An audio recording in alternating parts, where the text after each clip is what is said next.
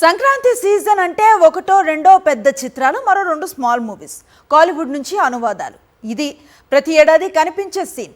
కానీ వచ్చే సంక్రాంతికి ఆడియన్స్ కంటే థియేటర్స్లో సినిమాలే ఎక్కువగా కనిపించేలా ఉన్నాయి.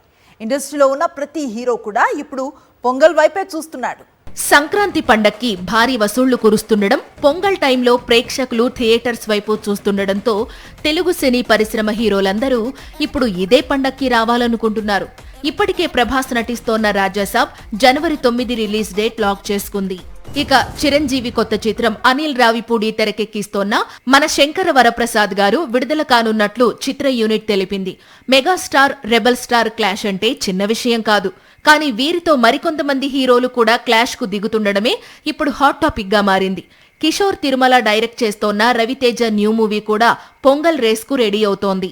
ముగ్గురు స్టార్లకు తోడుగా మరో 2 యంగ్ హీరోలు నటించిన చిత్రాలు కూడా సంక్రాంతికి వచ్చేందుకు సిద్ధమవుతున్నాయి. నవీన్ పొలిశెట్టి న్యూ మూవీ అనగనగా ఒక రాజుతో పాటు శర్వానంద్ నటిస్తోన్న కొత్త చిత్రం నారీ నారీ నడుమ మురారి కూడా పతంగుల పండక్కే వచ్చేందుకు సిద్ధమవుతోందని ఇండస్ట్రీ వర్గాలు చెబుతున్నాయి. వీటితో పాటు కోలీవుడ్ నుంచి విజయ్ నటిస్తోన్న చివరి చిత్రం జననాయగన్ కూడా సంక్రాంతికి డబ్బింగ్ రూపంలో దాడి చేసేందుకు సిద్ధమవుతోంది.